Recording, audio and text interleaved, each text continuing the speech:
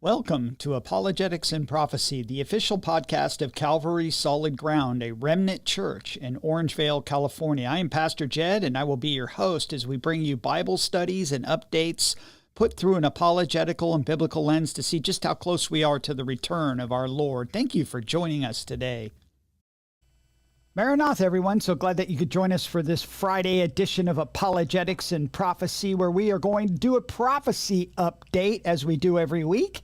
And just a reminder that this will be the last prophecy update for the next few weeks, as I will be with my wife, Phyllis, will be joining Billy Crone and Mondo and Brandon Holhouse and some of the guys on a prophecy cruise. So we're looking forward to that. We're flying out on Tuesday morning to Turkey. So prayers would be much appreciated for this event. And we're looking forward to it. I'll be able to come back with a lot of information and a lot of new teaching and a lot of new things that I'm going to learn. And so we'll be using that in upcoming episodes. And so I thank you for that, for the prayers. And so we'll see you in a few weeks after today. But anyway, today's story, and it shouldn't surprise us, it seems to be the prophetic convergence is happening, and it's the story that never goes away.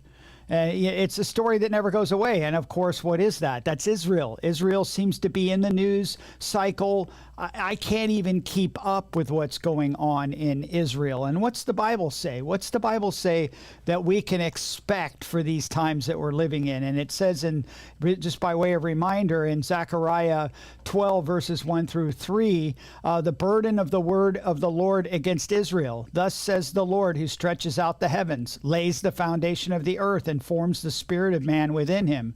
Behold, I will make Jerusalem a cup of drunkenness to all the surrounding peoples, when they lay siege against Judah and Jerusalem. And it shall happen in that day that I will make Jerusalem a very heavy stone for all peoples. All who would heave it away will surely be cut in pieces, though all nations of the earth are gathered against it. So as we see, this prophecy in Zechariah written, over about 2,600 years ago, is coming to pass right before our eyes. I mean, it's the story that never goes away right now. These things are happening in Israel. And Joel would say the same thing in Joel chapter 3, verses 1 through 3. It says, "For behold, in those days and at that time, when I bring back the captives of Judah and Jerusalem, I will also gather all nations and bring them down to the valley of Jehoshaphat. And I will enter into judgment with them there on account of my people, my heritage Israel, whom they have scattered among the nations. They have also divided up my land. They have cast lots for my people and have given a boy as payment for a harlot and sold a girl for wine that they may drink." And so, but it's very interesting, when they have these big conventions where people will gather together to decide. The UN wants to come up with another idea of how to split the land up or force Israel into a two-state solution. And oftentimes in those areas that what do we see? We see a lot of prostitution and a lot of drinking and drug use in all of these places where the WEF meet, the UN meet, and that's because many of them are Luciferians. Some of them are just, useless idiots, but they're involved in sin, and that's what we see. But what are some stories?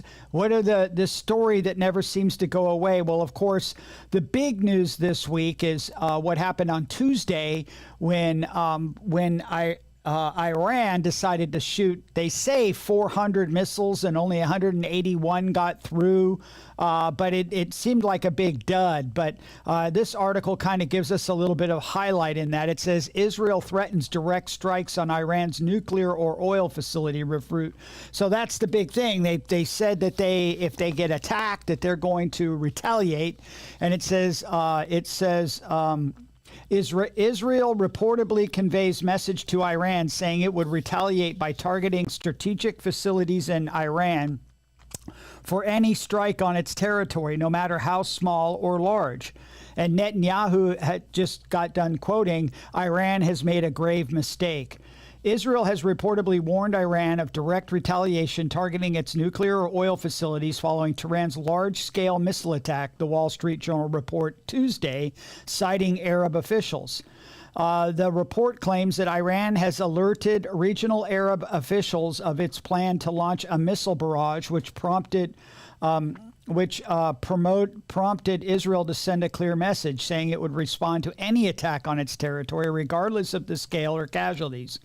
Prime Minister Benjamin Netanyahu declared Tuesday night that Iran had made a grave mistake and would pay the price for the attack. According to the IDF, Iran launched approximately 100 ballistic missiles, many of which were intercepted, though some hit various locations across Israel. So let's ask yourself, if if somebody's out to kill you and has a loaded gun and fires all its bullets but missed, and you've got a loaded gun, what are you going to do? You're going to say wait for the other person to reload, or are you going to make sure that he doesn't not miss next time?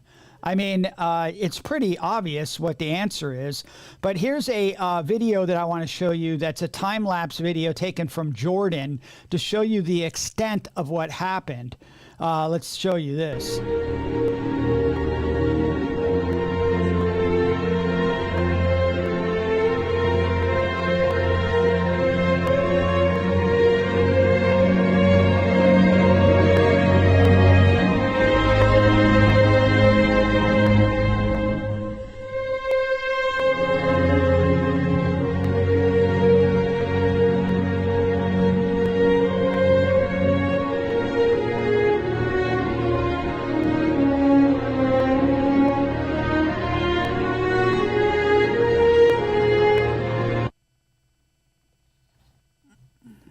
So there's a time-lapse picture of what happened, and but this is what it looked like.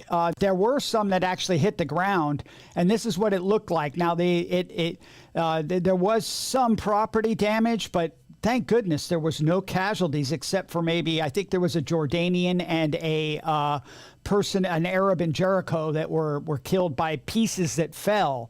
Not by rockets themselves, but the pieces that fell after they were neutralized by the Iron Dome or Arrow system. And this one here is pretty scary to show you what it would look like.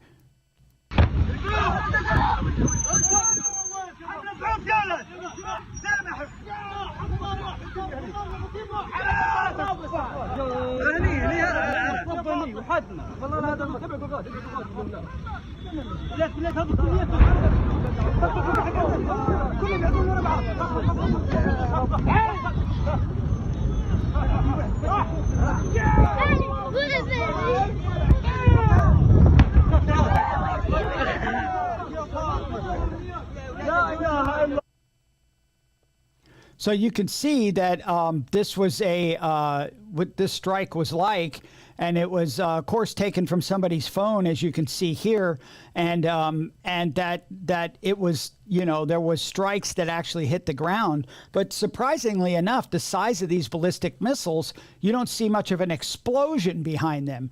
The missiles that were the bombs that Israel is using are smaller than that are putting huge craters in the ground. But I thought this, my wife didn't like this one too much, but I thought it was quite kind of funny because it really does show you how this current administration and the one that's trying to come into power really sees Israel when these things happen. And this one here.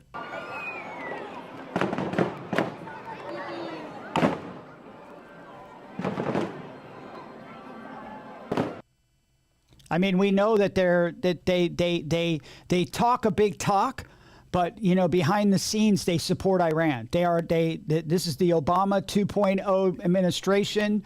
We have Obama 2.3 or 3.0 that's trying to get into office, and they hate Israel and they love Iran. And so it shouldn't surprise us to see these things happening. But of course, and we know just by watching that video, this shouldn't surprise us. This story here that says Biden doesn't want Israel retaliatory strikes on Iranian nuclear sites. And of course not. They're the ones supporting Iran's nuclear ambitions. It says U.S. President Joe Biden doesn't back an Israeli retaliatory strike on Iran's nuclear strike,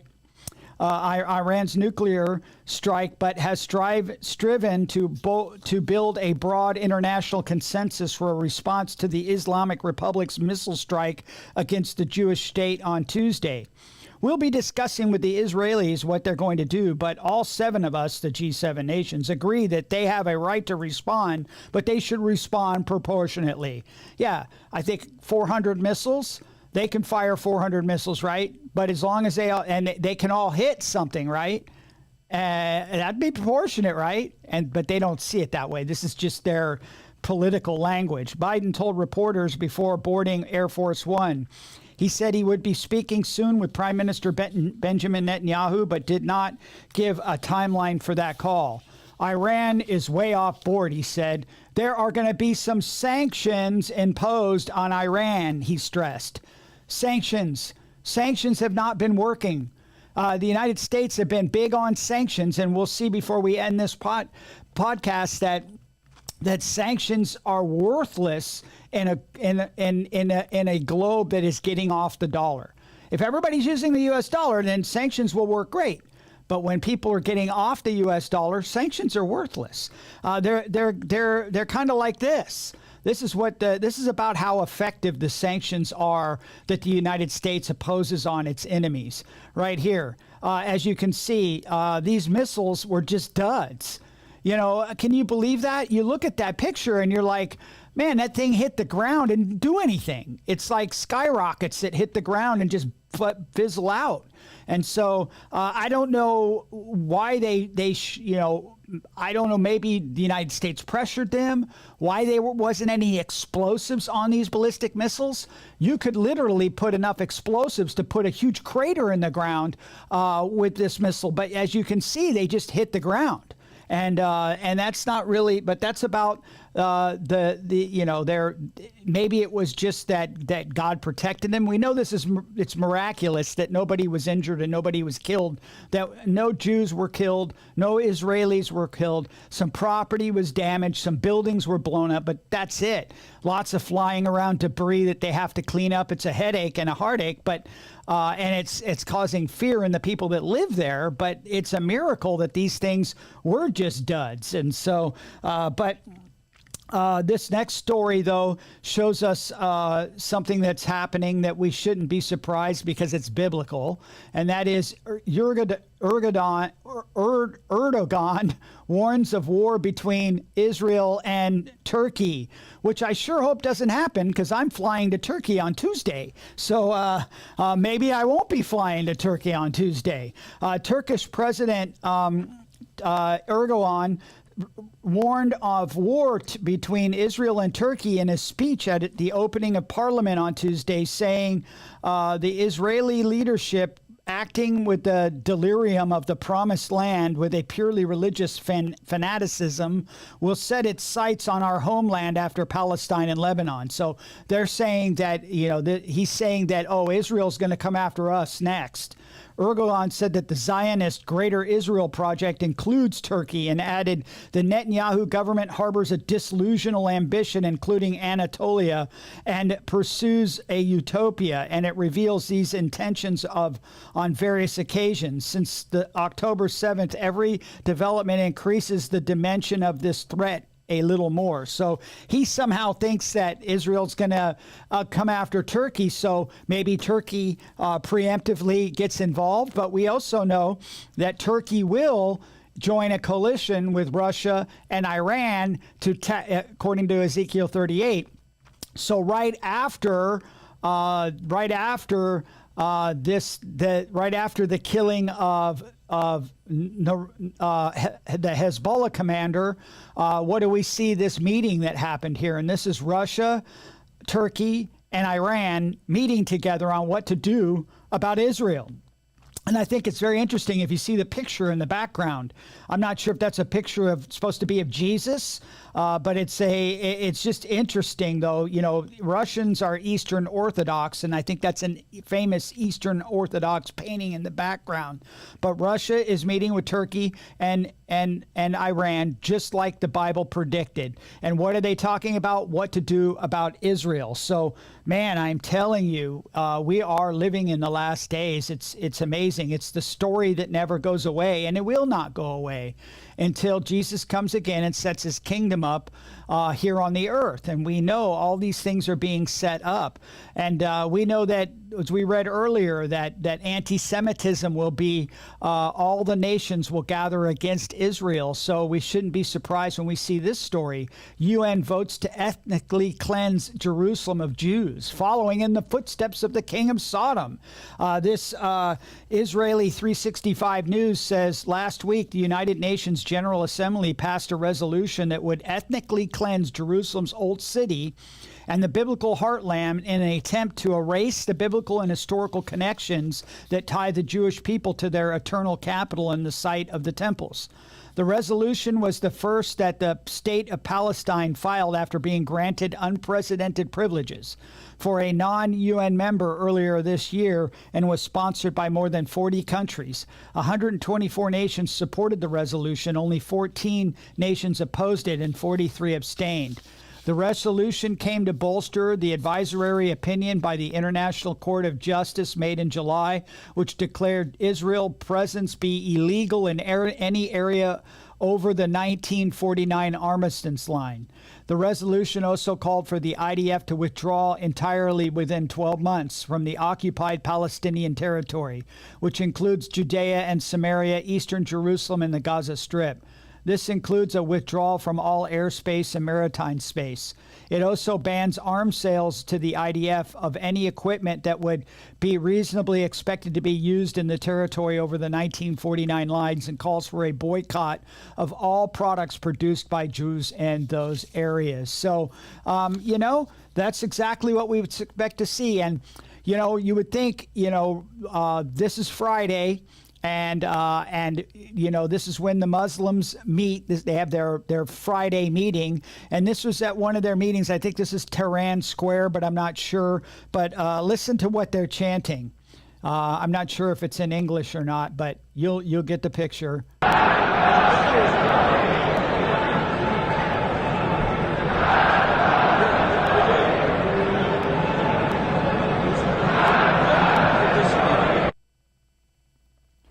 Death to Jews. That's what they're saying. Death to the Jews, death to America.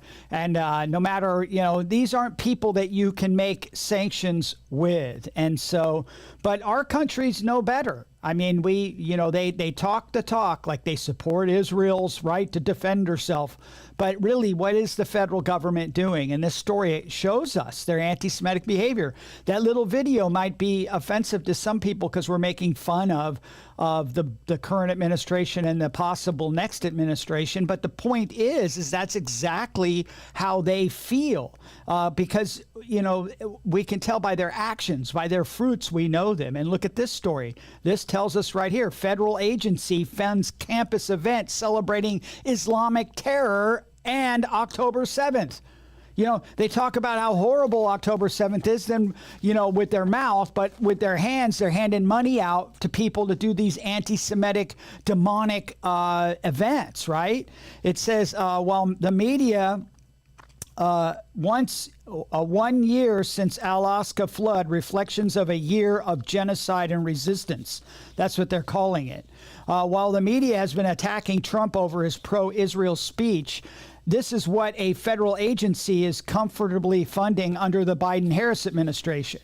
Wake Forest students at the Hillel and Chabad student executive boards created an online petition earlier this week urging the administration to cancel an event scheduled for October 7th featuring speaker Rabad Abaluthadi. I don't know who that is. The petition, which has gathered over 7,000 signatures, pushes for the event to be canceled due to claims of this guy spreading anti-Semitic rhetoric and supporting Hamas. Hamas. The event is titled 1 Year Since Alaska Flood, Reflections on a Year of Genocide and Resistance. Will be held in the ZSR Auditorium on October 7th. Alaska Flood is the Hamas name for the October 7th attacks. Alaska is the mosque on top of the Temple Mount. It's very important prophetically. The Change.org petition created by Jewish students states that we, the undersigned members of the Wake Forest University community, are writing to express our strong concern and opposition of this event scheduled for October 7th with this speaker, a self-proclaimed Hamas sympathizer. This guy is a San Francisco State University professor who has publicly threatened Jewish students and has had similar events canceled due to violation of Zoom's, YouTube's, and Facebook's terms of service.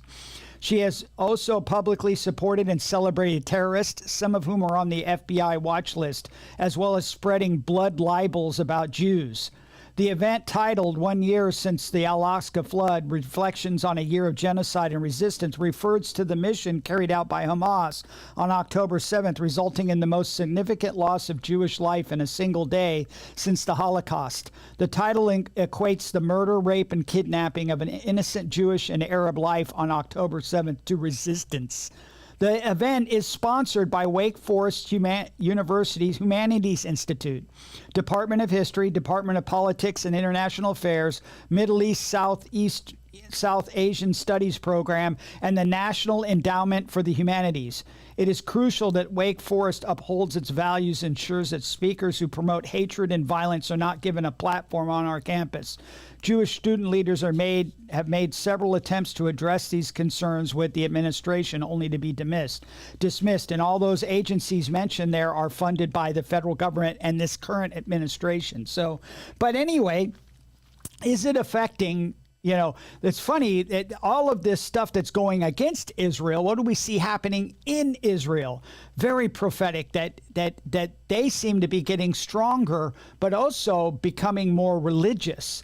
Now, we know that unless they find Jesus, that their religion is empty, but it does show that there are some shiftings in the psyche of the Jewish people. And this story right here, Jews in temple and worldwide mark Jewish New Year 5785 Feast of Trumpets as high holy days begin. All of this is happening this week during their New Year and the Feast of Trumpets. And Jews in Israel throughout the world are marking Yom HaTorah, or I don't know how to pronounce it, please forgive me if you're Jewish, or the Feast of Trumpets for the Feast of the Biblical Fall Feast, the first of the Biblical Fall Feast. It coincides with the start of the civil Jewish New Year, 5785, known in Hebrew as Rosh Hashanah, which began at sundown on Wednesday. The biblical Jewish New Year comes in the month of Nisan before Passover in the spring. The Lord told Moses just before the Exodus in Egypt that would be the first day of the week. The Feast of Trumpets celebrated this week has great biblical significance. It also so you see that they're celebrating, and of course, one of the things that's pretty amazing, the story that never goes away, is the Temple Mount, which is the second hand in Bible prophecy, you guys. And this is continuing. This has not stopped. And as a matter of fact, this worshiping on the Temple Mount by the Jews is growing to the point where now we're seeing kids up on the Temple Mount worshiping the Lord. Check this video out.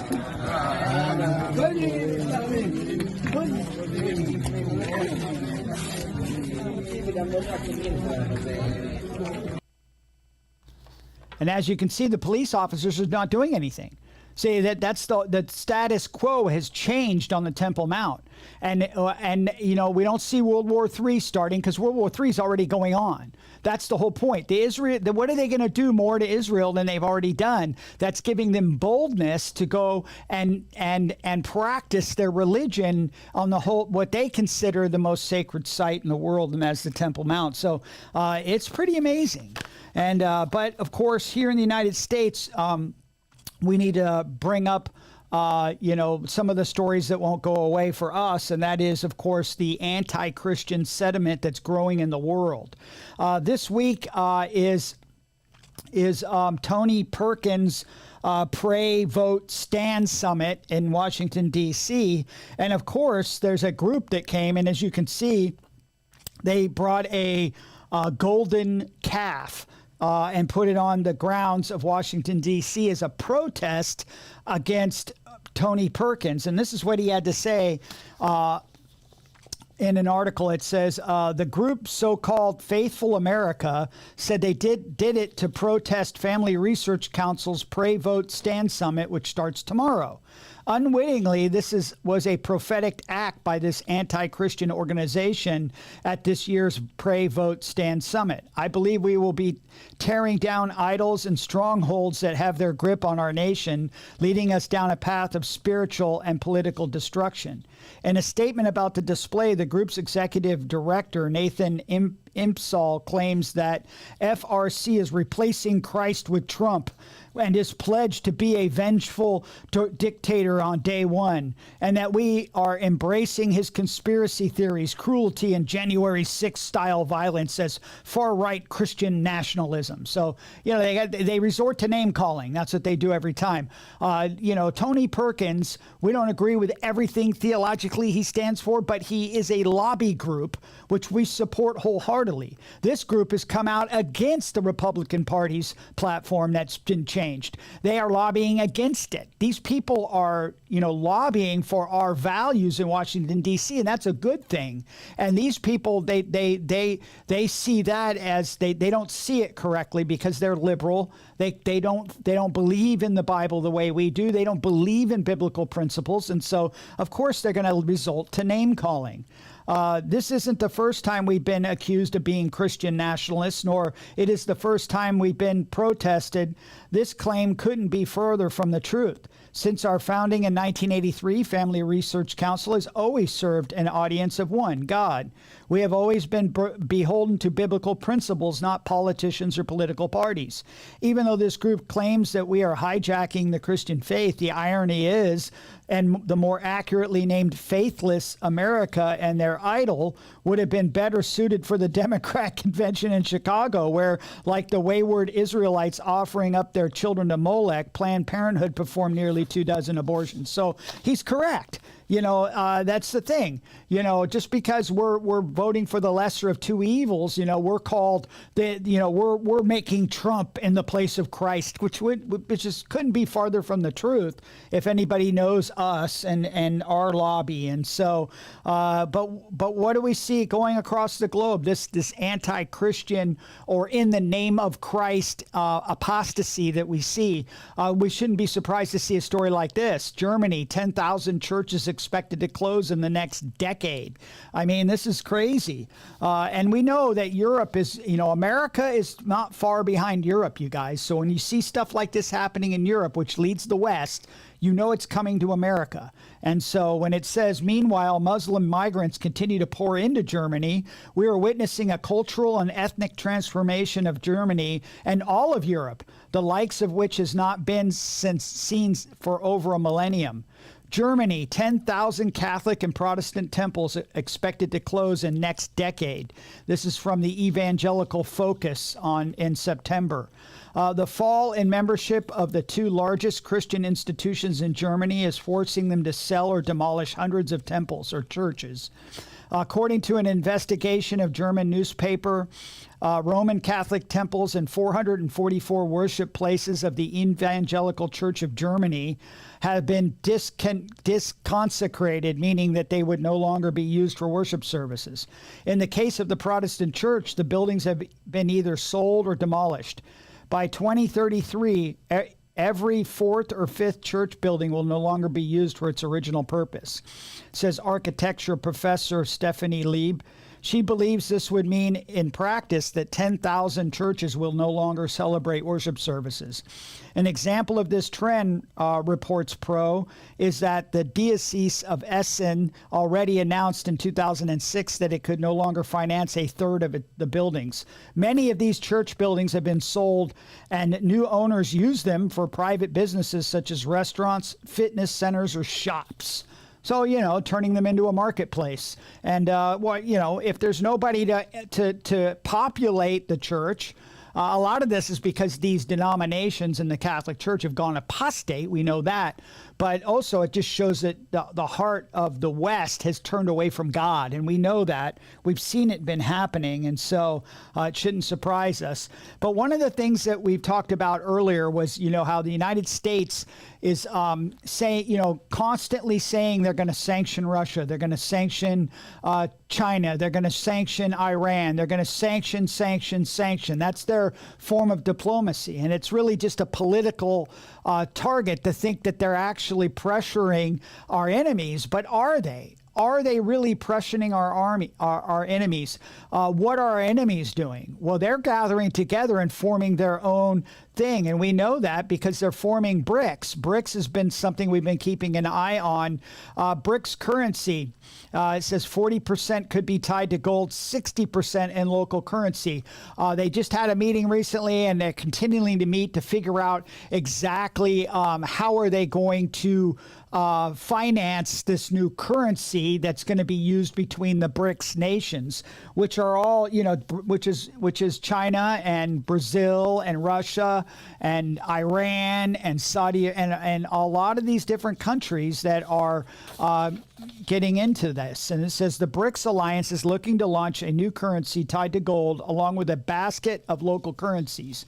Backing the new currency with gold will help to end dependency on the U.S. dollar, and tying it with a basket of local currencies will boost the native tenders of emerging economies while developing nations stand to gain from the development. The U.S. economy and dollar will be beaten. The U.S. dollar runs on the supply and demand mechanism, and if it gains no demand in the global market, the U.S. dollar will face deficits. BRICS could equip its new currency with gold and a basket of local currencies and advance without the U.S. dollar. And so that's what's happening. And so the dollar has actually been removed from Saudi Arabia, has gotten away from the dollar to be used as trade in oil. We see a lot of things happening that people just don't understand. They're not listening because this stuff it's a trickle effect before it starts to affect us. But United States ability to use sanctions as a form of diplomacy has no power anymore. This is about a 2-minute video of Putin, and it's translated. You can hear the translation of it during the video, but you will hear him talk about the what they're doing with their economy. And you ask yourself as you watch this video, does it look like the sanctions are affecting Russia at all? So it's important that we listen to this. We have another question on the financial infrastructure, the payments for the Russian exports. We have our own difficulties in this regard. To find solutions, we're using transactions in national currencies, and our partners are highly interested in such transactions. Sure, there are problems in this area as well. We understand that, but we're eventually overcoming them. The share of the Russian ruble in our foreign trade is approaching 40%. Since 2021 to 2023, the share of the Russian ruble in the transactions for our exports has increased almost threefold, up to 39%. In the first half of this year, this figure was at 39.4%. At the same time, as part of the cooperation within BRICS, we work to establish our own payment and transaction system, which would establish conditions for efficient and independent service for the entire foreign trade.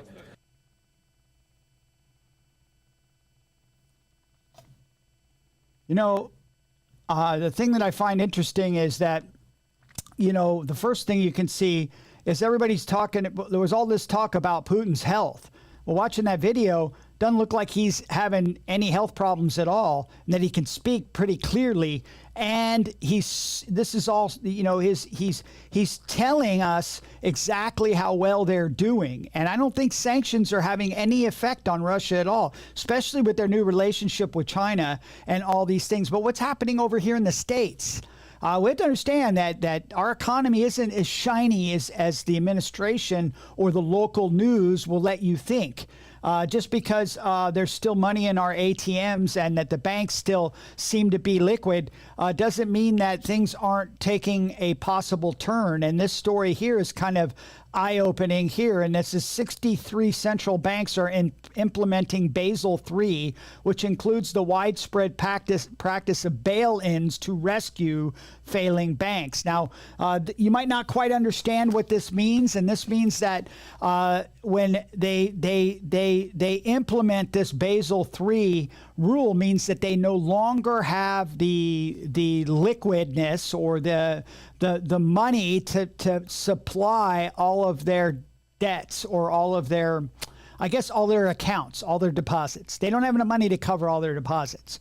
So they're relying upon this government or this bail-in, which really makes the people that have accounts in the bank, you become part owner of the bank, but it doesn't matter. If the bank isn't worth as much as the money that you have in there, you'll never get back what you have put in there. And so it's kind of a weird thing that's happening. Yesterday, the Bank of International Settlements announced that its member jurisdictions have made significant progress in implementing the final elements of Basel III. Basel III includes wide acceptance of a bail-in as a way of rescuing failing banks.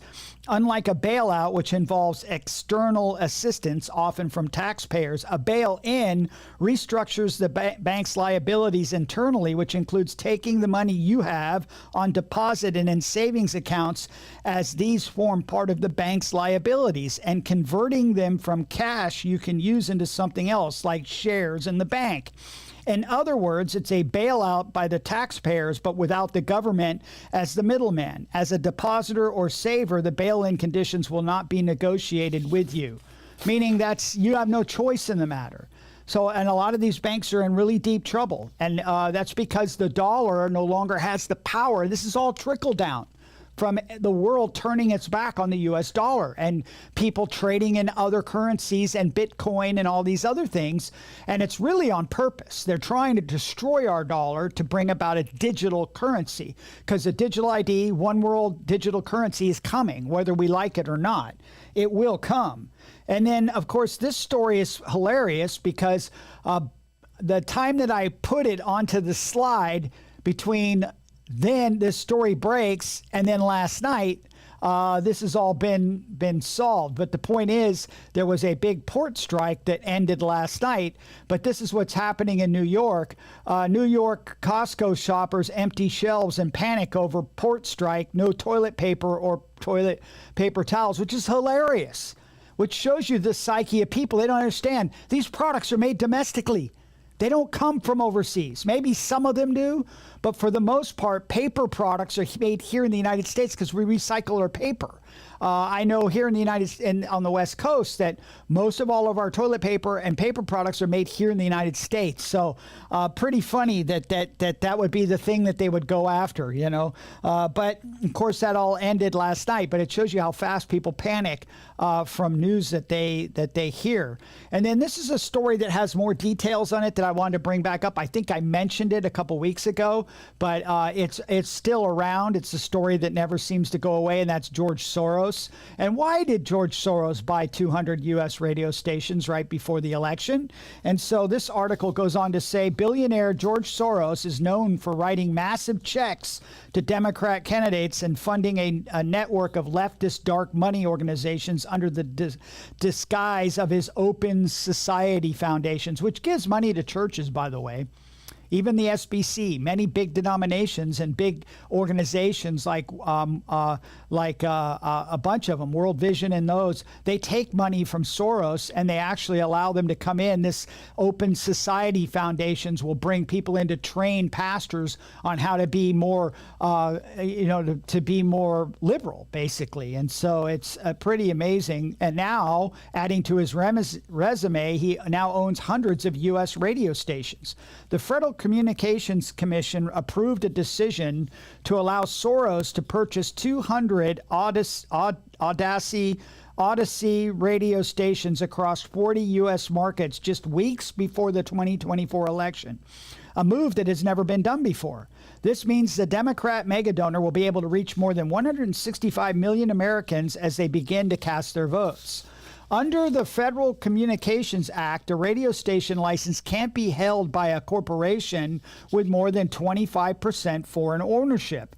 Soros acknowledged that the level of foreign ownership of Audacity will exceed that. However, he still requested that the FCC expedite the approval of the application for ownership and bypass the foreign ownership review, which would allow them to quickly realize their ownership interest in and take the reins at these hundreds of local radio stations across the country.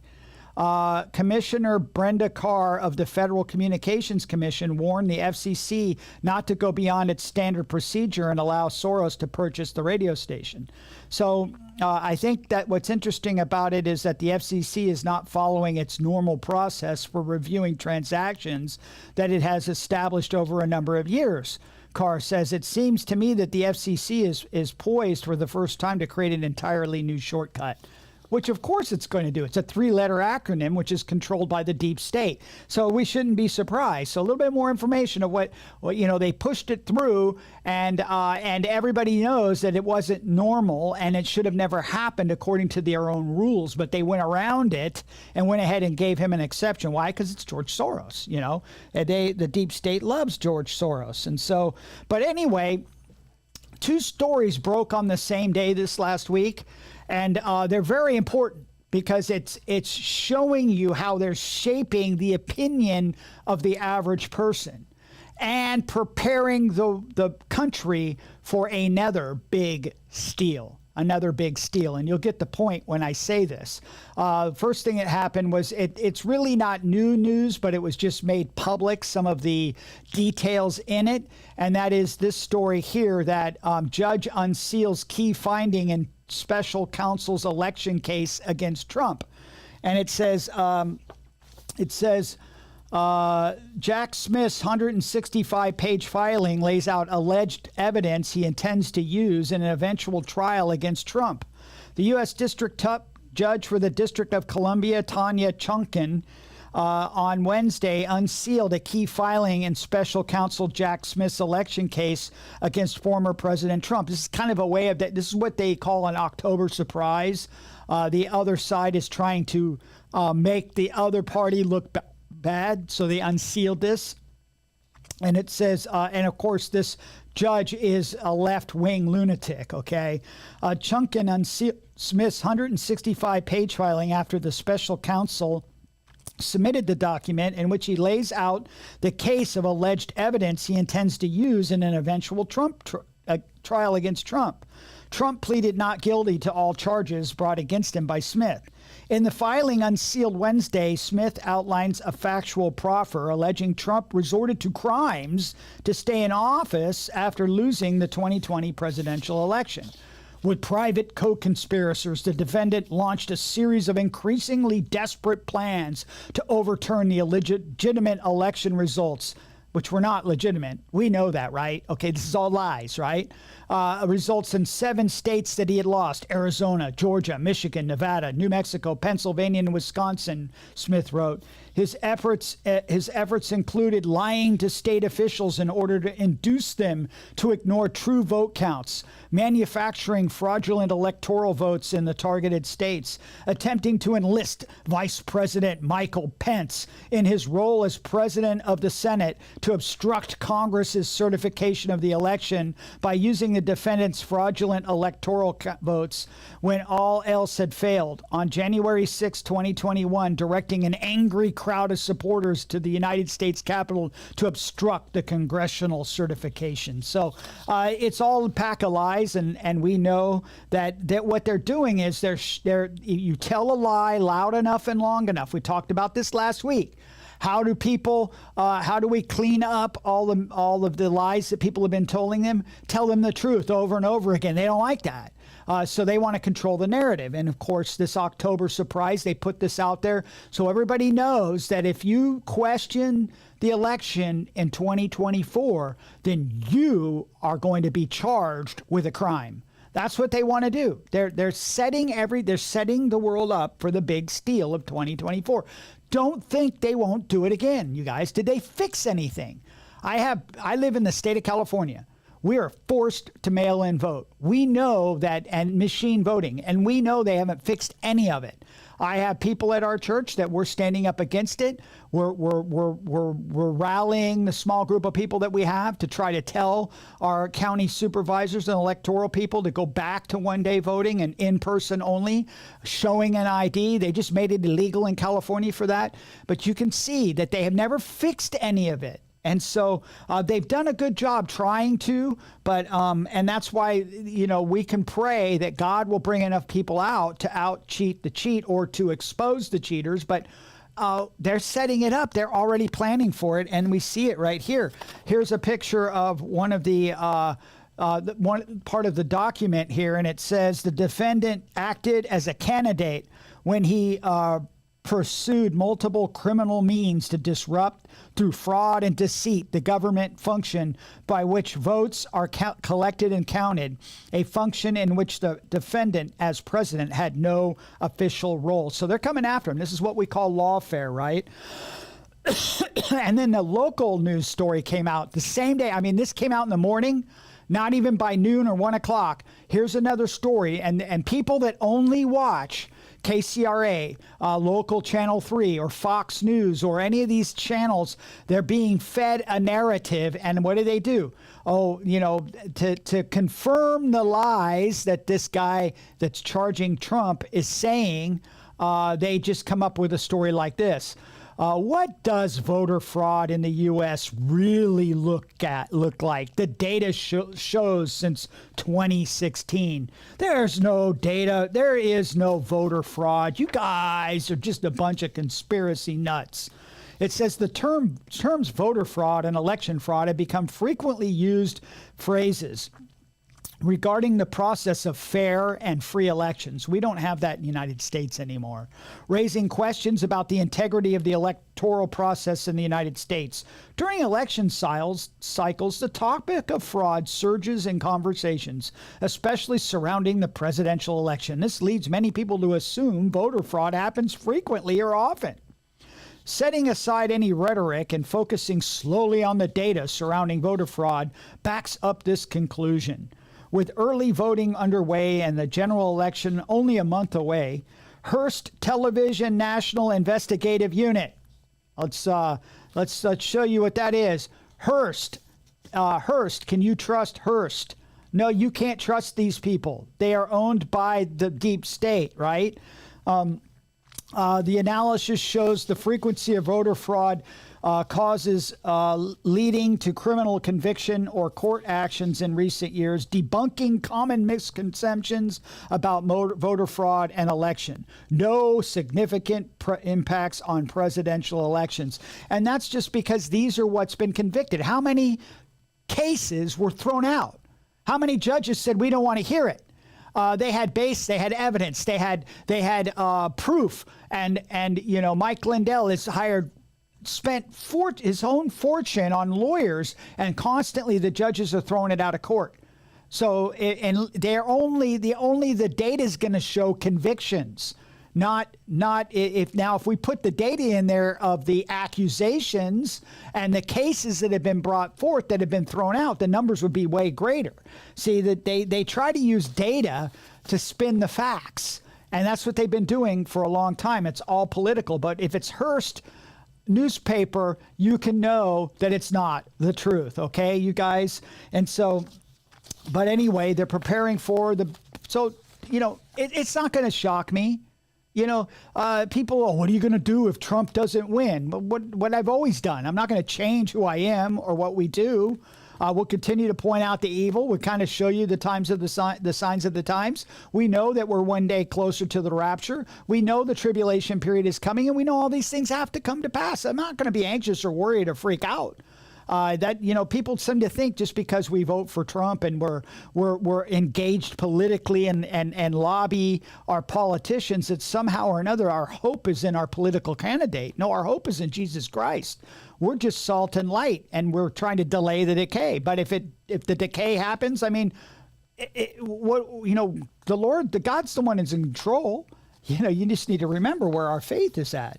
But it's very interesting. I got somebody sent me an email with this link to this movie, and it's a Catholic movie, but it's got it's like, are they preparing people for what's coming? And I think it's very trippy. Here's a screenshot from the website. It's called The Great Warning. All will be revealed. And of course, it shows a Catholic nun with her thing, talking about mercy. And you can go watch the trailer of this. And here's the synopsis. You got to get this. This is coming out, I think, October 17th. This thing's going to be in the theaters, right? And it's a Catholic documentary type movie thing, docudrama thing. And it says, in a world where the inexplicable becomes reality, this documentary immerses us in the impactful experiences of people from different countries, unknown to each other, but united by a common destiny. Through dramatic and gripping accounts, these individuals reveal that they have lived through supernatural encounters linked to ancient prophecies and biblical passages. Their testimonies find with mystery and wonder converge to an alarming revelation. An event of unimaginable proportions is about to occur and will change the course of humanity forever. This documentary film invites us to question our perception of reality and warn us of an imminent future we cannot ignore. And I'm sure it has undertones of this traumatic event that's going to come that will actually unite the world under one religion and one thing. I'm not promoting the movie. I just thought it was very interesting that even the Catholic Church and there's everybody, Hollywood and everything, is preparing the world for the rapture of the church and the beginning of the day of the Lord. And I think one of this last story I found very interesting. And it takes us back to the Genesis 6 thing, and as in the days of Noah, which we'll talk about in a minute. But I just found this extremely fascinating. A Montana man gets 6 months in prison for cloning giant sheep and breeding it. People are doing this stuff in their garage, you guys. It's pretty crazy. An 81-year-old Montana man was sentenced Monday to 6 months in federal prison for illegally using tissue and testicles from large sheep hunted in Central Asia and the U.S. to create hybrid sheep for captive trophy hunting in Texas and Minnesota. The U.S. District Court Judge Brian Morris said he struggled to come up with a sentence for Arthur Jack Schubarth of Vaughn, Montana. He said he weighed his age and lack of criminal record with the sentence that would deter anyone else from trying to change the genetic makeup of these creatures on the creatures on the earth. Morris was fined. He fined him $20,000 and ordered him to make $4,000 payment to the U.S. Fish and Wildlife Foundation. He will be allowed to self-report to a Bureau of Prisons medical facility. And of course, he's repentant of what he did. But the point is this guy on his own, an 81-year-old man, went and figured out how to clone a sheep in his basement and then started breeding them for hunting. What are other people doing in labs in Reedley, California? Chinese labs in Reedley, California. What are they doing in the basements of the Pentagon? What are they doing over in the labs over in Ukraine? We know what they're doing, and we know that this is another sign that as Jesus said in Luke chapter 17, Jesus said, and as it was in the days of Noah, so it will be also in the days of the Son of Man. They ate, they drank, they married wives, they were given in marriage until the day that Noah entered the ark and the flood came and destroyed them all. Likewise, as it was also in the days of Lot, they ate, they drank, they bought, they sold, they planted, they built. But on the day that Lot went out of Sodom, it rained fire and brimstone from heaven and destroyed them all. Even so will it be in the day when the Son of Man is revealed. And then a little bit later, Jesus says, I tell you, in that night there will be two men in one bed. One will be taken and the other will be left. Two men will be grinding together. One will be taken and the other left. Two men will be in the field, one will be taken and the other left. And they answered and said to him, Where, Lord? So he said to them, Wherever the body is, there the eagles will be gathered together.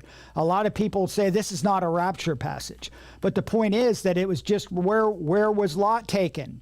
Was Lot taken to judgment? No. Was Noah taken out of before the flood to judgment? No. He's already set it up. That Lot was taken to safety, and those left behind were judged. And so 2 men were in bed, 1 were taken. Has to be a rapture passage, because this isn't going to happen at the end of the tribulation period. There isn't going to be this instant separation where people disappear at a blink of an eye. And I find it very interesting where it says wherever the body is. Some translations say carcass. There's a different Greek word for carcass. So it isn't carcass, it's body. It's your body. Where the body is, there the eagles will be gathered together. I've seen some people say carrions or vultures. This word is Anglis. It is the word for eagle in the Greek language. And so it's where the body is. The eagle. Eagle's not a bird of prey.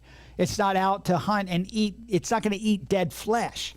So this is speaking about the rapture. And many early church fathers have been heard quoting this. So the point is as the story doesn't go away, as the story that never goes away continues to happen, we know these stories are going to continue to get more and more and more as the day approaches. And so we continue to look up and know that our redemption draws near, and take the time to let people know. If you're watching this, or our friends, our neighbors, we need to have an urgency to let them know that if you haven't gotten saved yet, if you're not born again, if you haven't received the free gift of salvation, you need to do it today.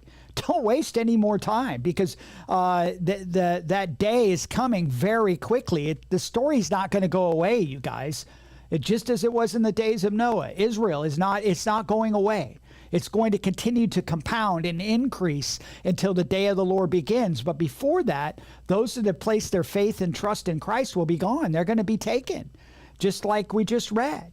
And so you need to be prepared for that by placing your faith and trust in Christ. He died for your sins. He provided a way for you to be forgiven of all your sins, past, present, and future, by receiving the free gift of salvation, by placing your trust in Him, that He died for your sins and He rose again from the dead. That's the gospel message. And by receiving that message, placing your faith and trust in Him, there's a transaction that happens. Your righteousness was placed upon Christ, which is unrighteousness, and you received the righteousness of Christ. And when you receive that, you also receive the gift or the sealing of the Holy Spirit, where you change from being the person you were to a new man. You are born again, and you will start to live for God even in these last days. And so I can't impress you enough to make sure that you have been saved, that you've placed your faith and trust in Christ. And for the rest of us, look up. Know that our redemption draws near. These stories are not going away. They're never going to go away. And they're going to continue to increase. And so, Lord, I just want to encourage you and thank you for watching this. Please like and share these updates if you can. And be in prayer as we are traveling with some of our contemporaries to go to the 7 churches of Revelation and some of the sites that Paul walked at and end up in Athens. We're going to start in Izmir and work our way around. And I'm just pray for us that not only will I learn a lot, but I also get some time to sit down with some of these guys and interview them. I have my phone. I DIY everything. So be in prayer. I got a little microphone thing and a phone, and we're going to try to do some videos on the trip. So be in prayer about that, and we can share those when we get back with you guys. And so we're excited about that. But just continue to know that Jesus is coming again soon, and that's our hope. And so thank you for watching this, and God bless you, and Maranatha. If you have been blessed by this podcast, please subscribe and share to help get the word out in these last days. If you'd like more information or to contact us, please go to calvarysolidground.com. God bless you, and see you next time on Apologetics and Prophecy.